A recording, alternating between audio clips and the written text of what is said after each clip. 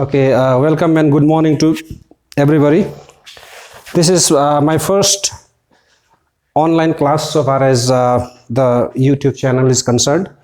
Now, if you remember, I had sent a certain clip for you that was dealing with the union executive.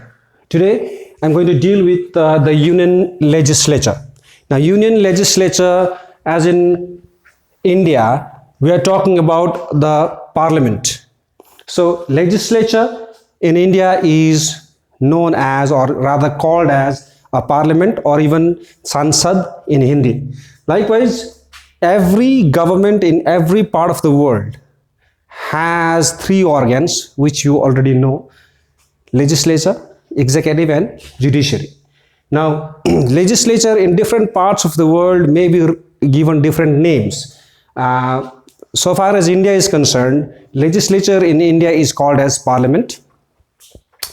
If we talk about USA, legislature in USA is called as Congress.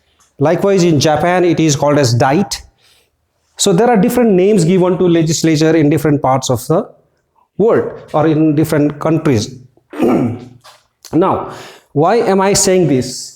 Is that the question for you in the examination can be asked in such a way, like, discuss the powers and functions of the union legislature, or discuss the powers and functions of the parliament in India or Indian parliament.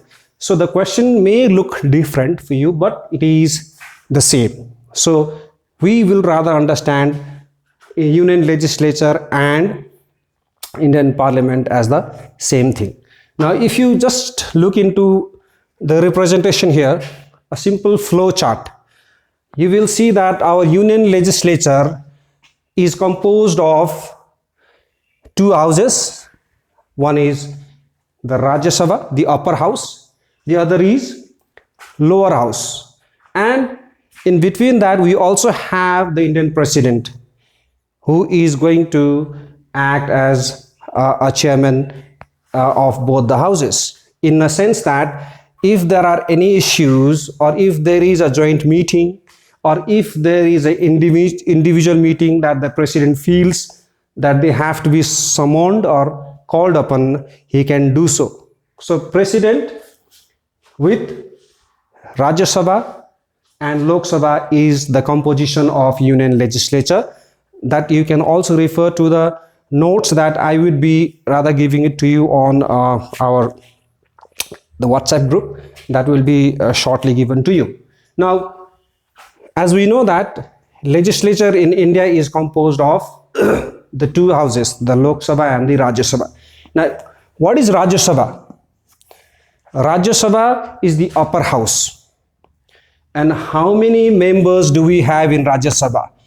That is 250. Yeah, Rajya Sabha is composed of 250 members maximum. Now, out of 250, we have 238 members indirectly elected. Plus, we have 12 members who are rather nominated, and they are nominated by the president. Now, what is nomination or nominated? Nominated members may be those members which the president, who the presidents actually pick them up and put them in the Rajya Sabha. They occupy, the nominated members occupy the seats in Rajya Sabha by the president's accent, or by the president's discretionary power. Who are these people then? These people are those people who have made some special or a very good contribution to their respective fields, like arts, science, sports, and so on and on. So those people who have made some special contribution on specific fields are nominated to the Rajya Sabha. For example, we can take the examples of Sachin Tendulkar, who is the member of Rajya Sabha, who, because of his huge contribution in the sports, he has been nominated to Rajya Sabha. That's one example, classic example that we can think about. So like him, there are about 12 members who the president can nominate in Rajya Sabha. So there are altogether 250, out of which 238 are indirectly elected, plus 12 members who are nominated by the president.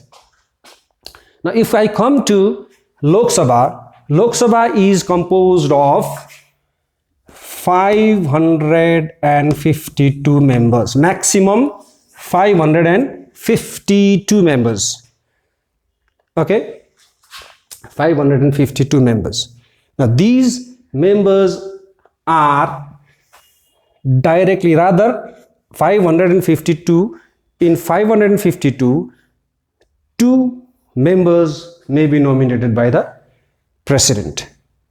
The rest are directly elected by the people. So, in a simple language, if we have to draw the difference between Rajya Sabha and Lok Sabha, Rajya Sabha is an indirectly elected house, Lok Sabha is a directly elected house. Students, you have to be a little attentive here. Now, when I am discussing the composition of the house, the legislature here, I am also discussing the composition of Rajya Sabha as well as Lok Sabha. That also means that I am trying to draw the differences between the two houses. I am also trying to establish the relation, compare and contrast the relation between Lok Sabha and Rajya Sabha. So while I am doing so, while I am explaining the union legislature, I am also doing one thing, that I am trying to establish the relation between Rajya Sabha and Lok Sabha also. So hand in hand, I am trying to deal with both the topics here. Now, one is the 552 maximum, out of which 2 members are nominated by the president from the Anglo-Indian community if he feels that they are inadequately represented in this house, in the Lok Sabha. Now, if Rajya Sabha is the tenure of Rajya Sabha is 6 years. Once the members of Rajya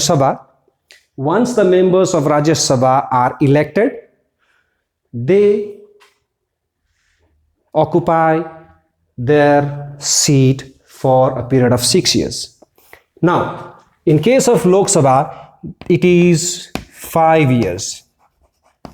Once a person is elected as a member of Lok Sabha, he holds his post for a period of 5 years. So, another difference, Lok Sabha 5 years, Rajya Sabha 6 years. 552 members for Lok Sabha, 250 for Rajya Sabha. Now, another thing that we can discuss about Lok Sabha and Rajya Sabha here is, Lok Sabha is a temporary house. Temporary. Lok Sabha is a temporary house. Rajya Sabha is a permanent house.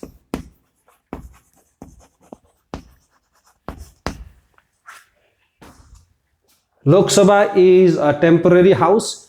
Rajya Sabha is a permanent house. Now, what does this mean? Why is Rajya Sabha permanent and why is Lok Sabha temporary? Now, the answer is very simple. Rajya Sabha is permanent in the sense that all the 250 members do not retire at the same time.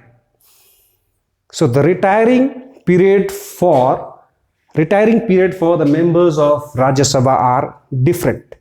That is, 1/3 of its members retire at the end of every 2 years. So this means that it is not that every members, not altogether 250 members are retiring at the same time. So we see certain part of the Rajya Sabha members are getting retired at the end of every 2 years. So that makes the house operating in a continuous manner. So we do not see Rajya Sabha getting dissolved at one time and getting again reestablished in the for the second time in the at one go. So it is not happening all together at the same time. So part by part the members are getting retired, and the ratio is 1/3 of its members retire at the end of every 2 years. Whereas, and that's why we call Rajya Sabha as a permanent house. Now, if we talk about Lok Sabha, here they are temporary in the sense that once the Lok Sabha is once the members of Lok Sabha are elected after the general election, of Lok Sabha, after every 5 years, what we see is that we see the new members of Lok Sabha coming in to form the government. So once there is an end of 5-year term, we see that entire Lok Sabha getting dissolved. All the members of Lok Sabha retire, or they rather complete their tenure, and the entire Lok Sabha get dissolved. So it is like 552 coming all together again and going out in the same way. So this means that Lok Sabha is coming in to scene and going out of the scene every 5 years. The members I'm talking about. So it is the house which is there for 5 years. It is getting dissolved, and it is again getting and it again comes to operation after the end of 5 years. So it is maintaining an interval of 5 years. So that makes Lok Sabha a temporary house. Now, Lok Sabha and Rajya Sabha, if you try to compare them, we will see some very specific highlights here. In terms of numbers, we see Lok Sabha is a higher, is greater in strength, that is 552. In terms of Rajya Sabha, we see it is 250 only. So comparatively, in terms of the strength, numerical strength, we see that Lok Sabha is a far stronger house. That's one point we need to keep in our head. The another thing is that Rajya Sabha, the other thing is that Lok Sabha is a directly elected house. This is a very important point. Lok Sabha is a directly elected house. Lok Sabha is a directly elected house. Now this is something which makes Lok Sabha even powerful than Rajya Sabha, because it is a democracy. In democracy, it is that house which is more powerful. In democracy, the house that actually occupies the representative of the people, that house is automatically powerful. So the Constitution of India actually has given more power to Lok Sabha, in the sense that the Lok Sabha is composed of the members who are directly elected by the people, direct representatives of the people, whereas Rajya Sabha is a house which is indirectly elected by the people. So because of the nature of the composition of the house, we see that Lok Sabha is naturally more powerful than the Rajya Sabha, because of the fact that Lok Sabha is a directly elected house, Rajya Sabha is indirectly elected house.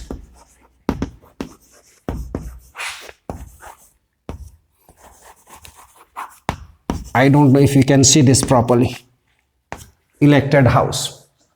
So when I am trying to explain this for you, the composition of Union Legislature, as I've already told you, I'm also trying to draw the difference between Rajya Sabha and Lok Sabha, and I'm also trying to establish a relation between them. Now, the relation as in how do these two houses operate, in the sense that is that in terms of doing any legislative business, in terms of doing, in terms of making any laws, in terms of passing any laws, we see the involvement of Rajya Sabha and Lok Sabha in their own respective capacity. So far as money is concerned, or money bill is concerned, we see that Lok Sabha has a larger share, or Lok Sabha is more powerful than the Rajya Sabha, or in other words, Rajya Sabha has very little to do anything so far as anything that is related to money bill is concerned. But in case of some ordinary bills, we see that Rajya Sabha has equal power here in relation to Lok Sabha. So what we see here is that Lok Sabha and Rajya Sabha has to work in the same line so far as the legislation is concerned. But this tells us that Lok Sabha and Rajya Sabha to a certain extent actually enjoys certain equal powers in certain respective fields. But in case of certain business process, we see that there is a deadlock between Rajya Sabha and Lok Sabha. Again, these differences will help us sort out where and how the decision is taken by the president. Now, if there is certain bill which is passed by the Rajya Sabha, non-money bill, which is a bill that can be discussed by both the houses. For example, we are talking about some ordinary bill. If there is certain bill that is passed by Rajya Sabha but held by Lok Sabha, or vice versa, if there is certain bill, non-money bill, which is passed from Lok Sabha, and if it is held by Rajya Sabha, then what happens? That is called a deadlock situation. In this situation, president comes into the scene. President brings both the houses for a joint session. Now what happens in the joint session is that the bill is put into vote. Now when the bill is put into vote, even if Rajya Sabha has held the bill, even if Rajya Sabha has obstructed the bill, what happens is, during the voting, we should always remember this numerical strength of Lok Sabha. Lok Sabha, by virtue of having greater numerical strength, that is of 552, even if there is a voting in favor or against the bill, because of the greater numerical strength, Lok Sabha stands out to be more powerful than Rajya Sabha. So even in ordinary case, what we see is that Lok Sabha is ultimately more powerful than Rajya Sabha. Theoretically, it looks Rajya Sabha is enjoying equal power with Lok Sabha so far as ordinary bills are concerned, but practically Lok Sabha, due to its numerical strength and because of the nature that it is directly elected house, we see that the bill, even in ordinary bill, Lok Sabha stands out to be more powerful than Rajya Sabha. Now what I've tried here is that I've tried to compare and contrast and establish a relation between Rajya Sabha and Lok Sabha. Now there is a question which is more oftenly seen with regard to this union legislature or with regard to Lok Sabha and Rajya Sabha. The questions that is commonly seen so far as the two houses are concerned discuss the powers, discuss the relation between Lok Sabha and Rajya Sabha. Now, when I've just explained the composition of union legislature where we are talking about Lok Sabha and Rajya Sabha, I've also explained the differences. I've also explained the relation between both the houses. So I've completed the composition as well as the comparison between the two houses, Lok Sabha and Rajya Sabha, and also the relation between the two houses. So this is where this is when the president comes into power, and there is a deadlock situation. Now there is a speaker, Lok Sabha. Now how does Lok Sabha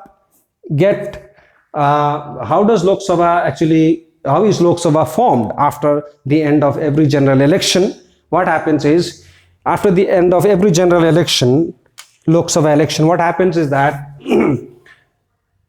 every members or MPs, I'm talking about the MP elections. So once the election is over, all the MPs who have won the election from different parts of the country are sent, or they rather occupy their post in Lok Sabha. Though MPs who have contested the elections and have won the election occupy their post in Lok Sabha. Now, what happens after that? All the MPs who win in the election go to Delhi and occupy their post in Lok Sabha. So what happens then is that the party which has the highest number of MPs, the party which has the highest number of MPs that has contested the election and won the election, that party will form the government. Technically, the leader of the majority, the party that enjoys majority in Lok Sabha will run the government for the next 5 years. So how does the process take place? The leader of the majority party in the Lok Sabha is invited by the president as the prime minister. The leader of the majority party in the Lok Sabha is invited and appointed as the prime minister by the president. That's the first step. Now, on the advice or on the recommendation of the prime minister, president again appoints the council of ministers. So this means once the prime minister is chosen, the prime minister is chosen and appointed, what happens? Prime minister gives president a long list of names who has to be included as the council of ministers. That is about normally the council of ministers, the team of council of ministers is probably about 70 to 80. However, the number can change. It can go up and come down. So the list given by the president, given by the prime minister to the president is of the members who are supposed to be the council of ministers. So once the ministers are council of ministers are appointed, again out of those 70 to 80 people, about 20 to 30 important people who are even closer to the prime minister or the party leader or the prime minister, they are again appointed as cabinet ministers. And again, out of those 20 to 30 cabinet ministers, again about 7 to 8 ministers who are even closer to the prime minister, they are appointed as kitchen cabinet. So if we see the picture, if you can see me, let me just draw here. This is the outer circle, which is going to be called as the council of ministers. Yeah, council of ministers. Now out of these we see that this is about 70 to 80 people, team of 70 to 80 people. Now again, out of those 70 to 80 people, we have another inner circle which is called as cabinet ministers. Cabinet. And out of those 20 people or 30 people, again there is another important or even closer. This is called as kitchen cabinet.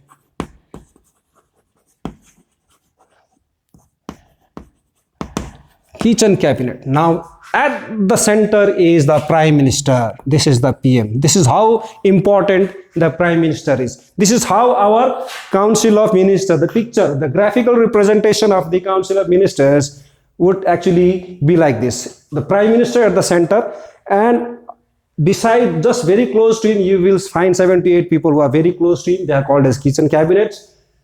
And apart from that, you have another important people. They are called as cabinets. And then the larger circle that is called as council of ministers. I am taking a little bit more time on this because we will also have to deal with the cabinet and council of ministers later on. I believe the notes will also be given for that later on. So I hope this picture for you regarding the council of ministers and the position of the prime minister is that this is how the government actually runs. Now this is how the Lok Sabha comes into power at the end of every 5 years or the beginning of every 5 years. Now there is a speaker. So once everything is established. Once the election is over, once there is the Lok Sabha again in power, then the members of the Lok Sabha, everybody who has occupied their post in Lok Sabha, may choose one person or elect one person as a speaker from amongst themselves, and also in his absence there is another person who may have to function. If the speaker is absent, then that is deputy speaker.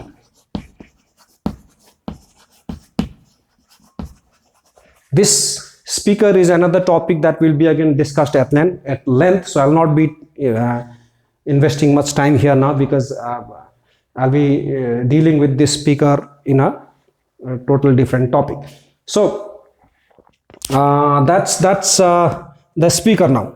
Now these are the general picture of what our union legislature looks like. What is the composition of union legislature? What is Lok Sabha? How is it formed? Rajya Sabha, how is it formed? For how many years does it how long? What is the tenure of Rajya Sabha? The total membership, Lok Sabha, and its membership, etc. Now, if we have some idea, if we have had some idea about what union legislature is, now we will deal with the functions of the legislature. The first function of the union legislature or the legislature is, number one, is to provide cabinet. I've just explained this point here, so I'll not be taking more time here. Providing cabinet. So at the end of after the election, the leader of the majority is invited and appointed as the president. Once the president appoints the prime minister, on prime minister recommendation, the council of ministers are appointed, and out of those council of ministers, certain important people who are called as cabinets, they are also appointed. So cabinet is the main powerhouse which runs the show for the next 5 years. Like if you are thinking what is cabinet and who are the actual cabinets, we know Narendra Modi is a prime minister, but there are some equally influential and powerful people around him, like Amit Shah, Rajnath Singh. These people are some of the people who are the cabinets, the examples of cabinet ministers. These people are actually running the entire show, rather in the Indian scenario today. So providing cabinet is one. Without wasting much, legislation means making laws and passing laws. Yeah. Now, if you're talking about laws as in we're talking about the laws that are made and passed by the parliament. Now, parliament means Lok Sabha and Rajya Sabha.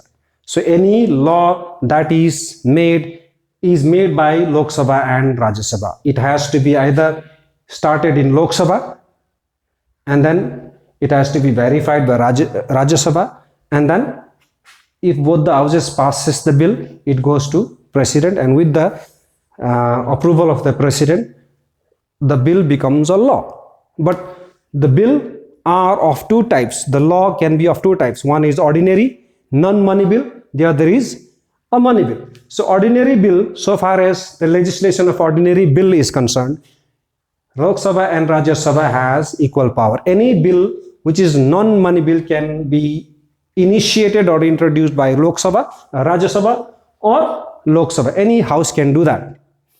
But so far as the money bill is concerned, that is specifically and exclusively introduced by Lok Sabha and not by Rajya Sabha. In a plain language, Rajya Sabha cannot introduce money bill in any situation.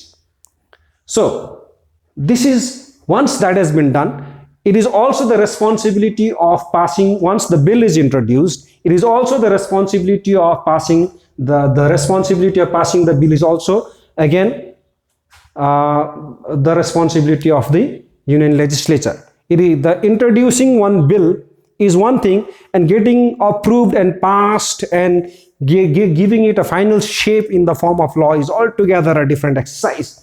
So introduction of the bill and making and passing of the bill is a total responsibility of the legislature. So that comes under the legislation. In an average, we find that India is passing about 40 to 47 bills every year. In Modi's time, we have about 47 bills that has been passed. Just to give you one example, the introduction of GST, that's one. We also see the Muslim women protection of rights on marriage, that's another. So there are different types of laws that have been passed by Modi government. That's about 45. It's a huge number of laws. 45 laws getting introduced and getting passed and approved by the parliament is a huge task, especially in a country like India, where everything is getting opposed and debated in a very critical manner in the Indian parliament. We have seen what Indian parliament looks like. So getting 45 laws passed in this situation is itself a huge task, and that comes under legislation. And another is control over the executive. Now, executive means those power who exercise the power, and I'm not talking about anything but the Council of Ministers and the executive, those ministers who are responsible for certain taking charge, or those ministers who have been given a charge of certain departments and how they have been doing their business. And that also includes the cabinet. So control over the executive also means controlling the cabinet members, cabinet ministers, or the Council of Ministers. So how are they getting controlled in the legislature or the parliament? Is that in the parliament, the ministers who are responsible for taking their taking care of their departments have to be answerable for what they have done. So they are responsible for their acts of omission and commission. So whatever they have done, they have to be answerable in the parliament. If they have done a good job, they will receive the applause, and if they have not done their job according to the expectation, then they will have to face the vote of no confidence. As in, if any minister or the entire ministry fails to satisfy the legislature, the entire legislature, about 552, we are only talking about 70-80 people, those who are ministers. So out of 552, all are elected as MPs in Lok Sabha. They may not be given a cabinet or ministership. Only few, that is, out of these, only 70 to 80 people occupy the post or occupy the position as ministers. So that's one responsibility that is given to them. Now, so if any of the ministers fail to give a satisfactory answer so far as their department is concerned, their act is concerned, then they may have to face the vote of no confidence. If any minister fails to discharge his duty satisfactorily, then a vote against him may be passed, and if there is a vote against him, he has to resign from his post. He will be removed from his post as a minister. There will be another person who will be taking his place. So that's the vote of no confidence. The entire house may vote against him. Now, this vote of no confidence can be against individual minister, or it can be against the entire Council of Ministers. So if the house is against the entire ministry, it means the change of the government. It means the toppling down of the government altogether. So there is a need of reinstating another government. So this is how the executive or the ministers have to be on their toes so far as their duties, so far as their work is concerned. It is not that once a person becomes a minister, he can do what he likes. He has to be answerable in the union legislature or even in the basically in the Lok Sabha. That's another. So financial power, we are directly referring it to the money bill. That's again something that we have here, we have already discussed here. So it's about passing money bills, budgets, discussion, debates on all the bills that is relating to money. It could be the basic thing could be like, you know, the modification in the tax system, or it could be the introduction of new tax. It could be relating to revenues and expenditure of the government, discussion on budget, etc. So all these are taken care of by the legislature. So it happens all these in legislature, and this is also a very important function. Even the legislature actually determines the expenditure that actually takes place in the executive. The expenditure of the executive is actually has to go through the screening process of the legislature. So that's very important function. So electing the president. So Parliament in India is also responsible for electing the president and vice president. So president, after he completes his tenure, president is elected by the electoral college. That means electoral college consisting of elected members of parliament, elected members of Lok Sabha and Rajya Sabha. We are not talking about nominated members here.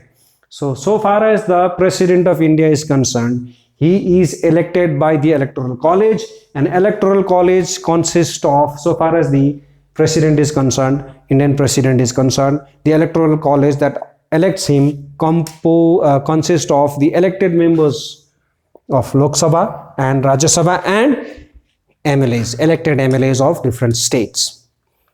That's one. Now, the vice president is also elected by the electoral college, but that would consist of all the members here. All the members, both elected and nominated. So that's another important function. Constitutional amendment. So another important function of the legislature is the amendment of the constitution. Now, what is the amendment part that the legislature can, what is the part of the constitution that the legislature can take action on? It's not everything. Excluding the basic features of the Indian constitution, legislature can amend certain other parts. Certain basic features of the Indian constitution cannot be touched. So far as the legislature is concerned. So it has to be the certain parts apart from those basic features of the constitution. There are certain other parts can be modified, and that has to go through the legislature. If any part of the constitution has to be modified, it has to be introduced in the parliament, Rajya Sabha or Lok Sabha. Anybody can introduce it, and then once they have been introduced, it is discussed in both the house, it is passed by both the house, and once the president approves that certain part of the constitution can be modified and amended.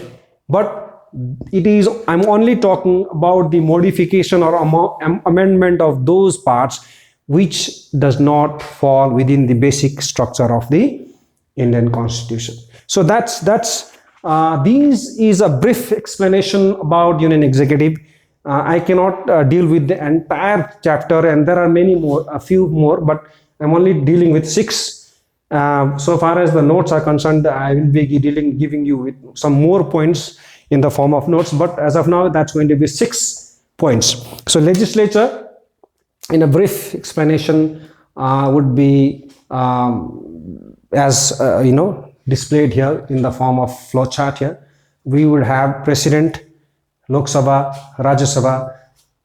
The chairman of Lok Sabha would be the speaker and the deputy speaker. Chairman, who is the automatically vice president, and there would be deputy chairman as well, and they are elected from amongst themselves, and the speaker is also elected by the Lok Sabha from amongst themselves. So functions: providing cabinet, legislation, that is making of laws, control over the executive, that is controlling the ministers and cabinet minister by asking them questions, putting them into debates, etc. Financial powers regarding the income and expenditure of the government is taken care of by legislature. Election of the president and vice president through electoral college. The modification or amendment of the constitution. In a brief, this would be a short explanation, a very brief explanation of Union legislature. Thank you. I will be seeing you in the next class again, as and when I will be given the routine. Thank you for today.